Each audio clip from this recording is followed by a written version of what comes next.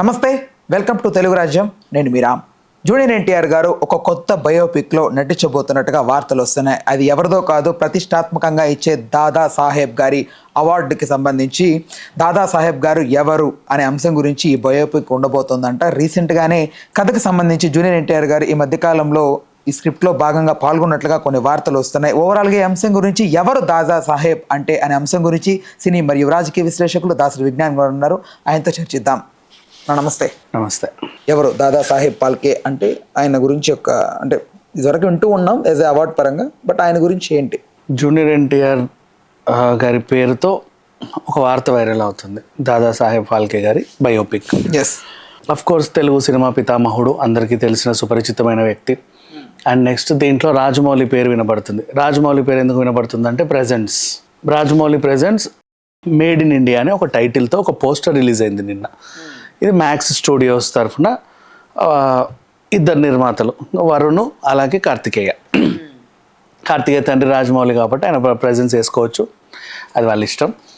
And next made in India టైటిల్తో మళ్ళీ కింద అన్ని లాంగ్వేజెస్లో ఇది ఒక పాన్ ఇండియా సినిమాలా రాబోతుంది అని. దీనికి డైరెక్టర్ ఎవరు అంటే హిందీ డైరెక్టర్ నితిన్ కక్కర్ ఆల్మోస్ట్ ఇప్పుడు నెక్స్ట్ 2016లో ఆవరాపన్ 2 చేస్తున్నాడు.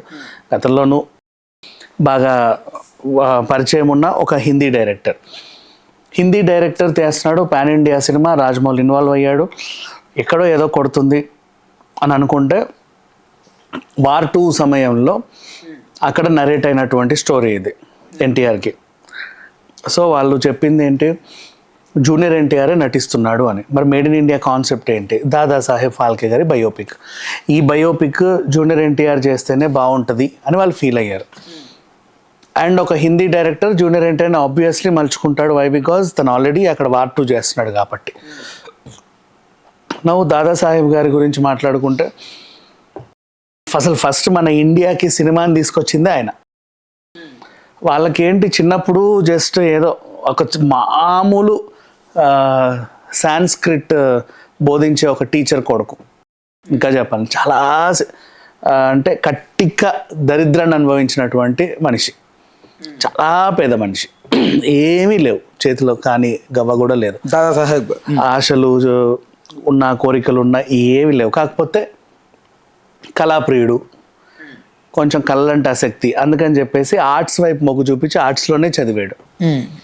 వీళ్ళకు ప్రింటింగ్ ప్రెస్ ఉండేది ఆ టైంలో. తను మన రవివర్మ పిక్చర్స్ని చూసి సేమ్ అలాంటి పిక్చర్స్ని ఆయిల్ పెయింటింగ్లు వేసేవాడు. రవివర్మ కంచెతో వేసేవాడు, ఈయన దాన్ని ఆయిల్ పెయింటింగ్స్ వేసేవాడు. ఎలా ఆయిల్ పెయింటింగ్ అంటే అక్రైలిక్ ఆర్ట్ అంటారు దాన్ని. న్యాచురల్గా చెప్పాలి అంటే సెరమిక్తో చేస్తారు కొంతమంది. అండ్ నెక్స్ట్ ఆ పెయింట్ని వాటర్ మీద వేస్తారు, డ్రాప్స్ వేసి ఇలా ప్రింట్ తీస్తారు. అదొక ప్రింట్ వచ్చేసి యాజ్ ఇట్ ఈస్ అట్లా వస్తుంది. ఇలాంటి కళలన్నీ చూపించేసి అప్పుడు ఫోటో ఎగ్జిబిషన్స్లో పార్టిసిపేట్ చేస్తూ బోల్డ్ అని బహుమతులు తెచ్చుకున్నాడు. అట్లా అసలు ఈ బొమ్మలు ఎందుకు కదలకూడదు అని ఆలోచన వచ్చింది ఆయనకు, అంతే. అప్పుడు వాళ్ళకు ప్రింటింగ్ ప్రెస్ ఉండేది వీళ్ళ నాన్నకి, చిన్నది.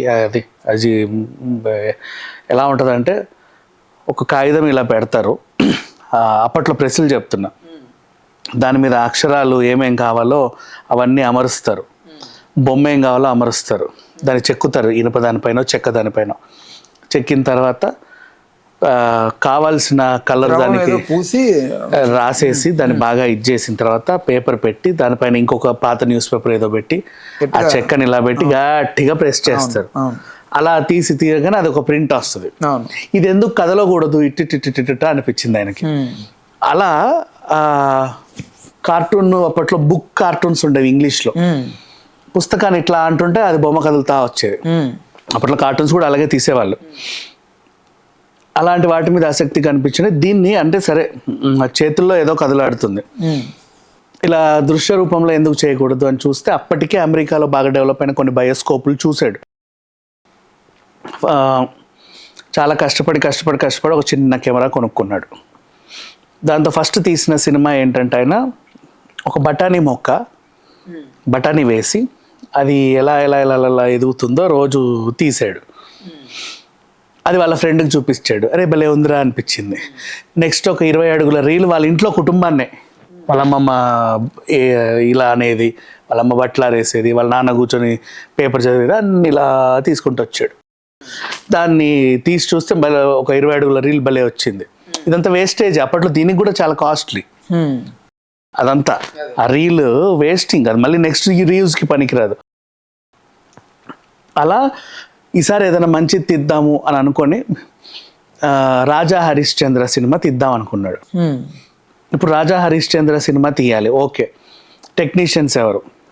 వాళ్ళ ఆవిడ మొదటి టెక్నీషియన్ తెలుగు సినిమాకి, ఇండియన్ సినిమాకి.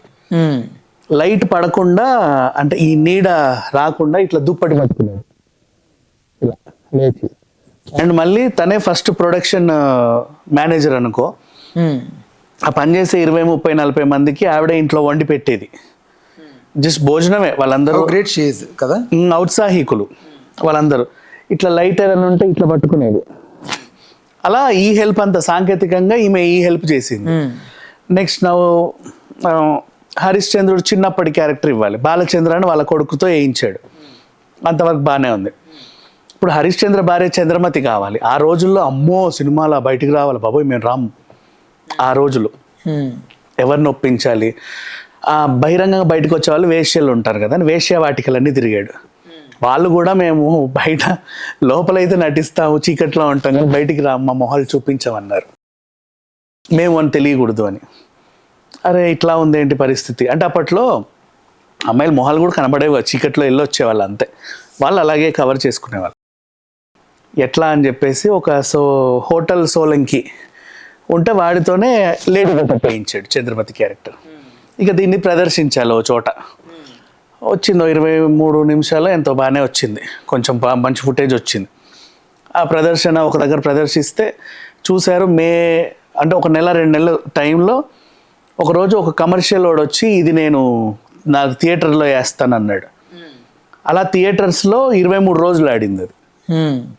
అప్పుడు అది పెద్ద గ్రేట్. 23 రోజులు అంటే 2-3 రోజులు ఆడితే అది అయిపోయేది అనమాట, అందరికి తెలిసిపోయేది. దాన్నే ఇంకెక్కడెక్కడెక్కడెక్కడో ప్రదర్శించేవాళ్ళు. అంటే ఒక టైప్ ఆఫ్ ప్రొజెక్టర్ ఉండేది, ఇట్లా గుడ్డ కట్టేవాళ్ళు. ఆ హాల్లో ఫంక్షన్ హాల్ టైప్ ఉండేవి, దాంట్లో ప్రదర్శిస్తే అది సినిమా. టూరింగ్ టాకీసా అది కాదా? టూరింగ్ టాకీస్ కంటే ముందు ఇంకా దారుణంగా ఉండేది ఆ సిచ్యువేషన్. ఇదన్నా కొంచెం పర్లా, ఊరోళ్ళు అందరూ హ్యాపీగా చూస్తారు. అప్పటికి ప్రొజెక్టర్ డెవలప్ అయింది, ఆ రోజులు ఇంకా అది అవ్వాల. నెక్స్ట్ అలా కొన్ని సినిమాలు తీసాడు.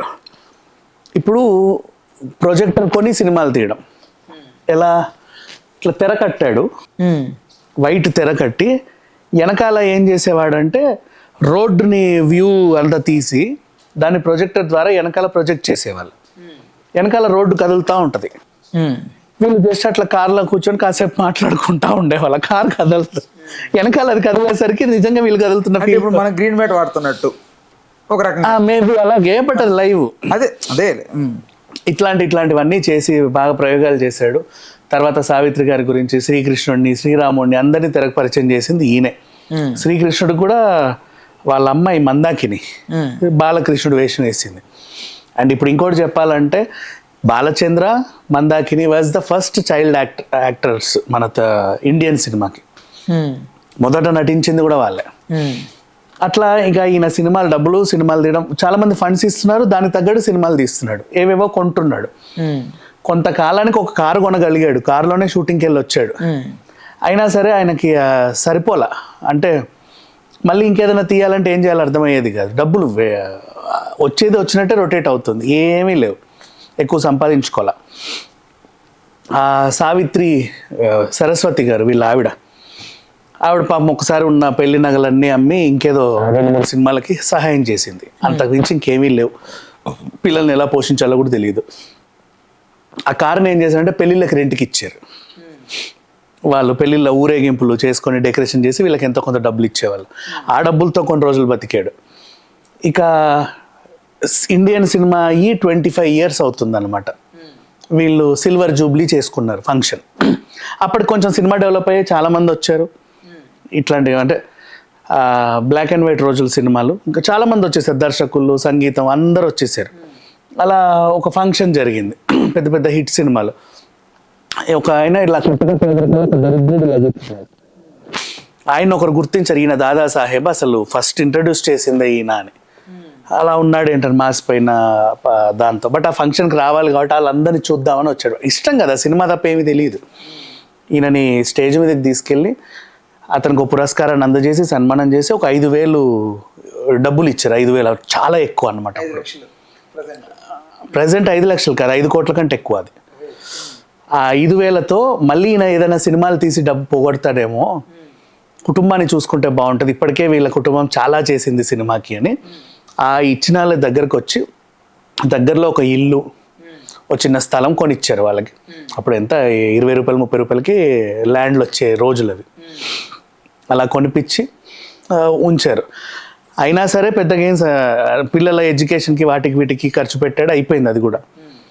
ఇంకా తర్వాత రోజుల్లో ఏమైందో తెలియదు, వాళ్ళ కటిక పేదరికంలోనే చనిపోయాడు. ఆ దరిద్రంలోనే పుట్టాడు, దరిద్రంలోనే ఎదిగాడు, దరిద్రంలోనే చనిపోయాడు. మధ్యలో ఒక కారు చిన్న సంపాదించింది తప్ప ఏమీ లేదు. తర్వాత ఆ కారు కొన్ని రోజులు వాళ్ళ కొడుకు వాడాడు, పెళ్ళిళ్ళకి వాటికి వీటి అద్దెలు ఇచ్చుకుంటూ. కొన్నాళ్ళ తర్వాత డంప్ యార్డ్లో తేలింది అది, ఇది ఆయన కార్ అని. ఆయన ఫస్ట్ వాడిన కెమెరా ఎక్కడ ఉందో ఇప్పటిదాకా తెలియదు. మరి ఏమైనా అమ్మేశారో లేకపోతే ఎవరైనా తీసుకెళ్ళిపోయారో ఎక్కడైనా పడిపోయిందో ఉండొచ్చు మేబీ. లేదు తెలియదు, ఎక్కడ లేదు బేసికలీ. అలా వాళ్ళ ఇంటి పాత సామాన్లతో పాటు పోయింది అది.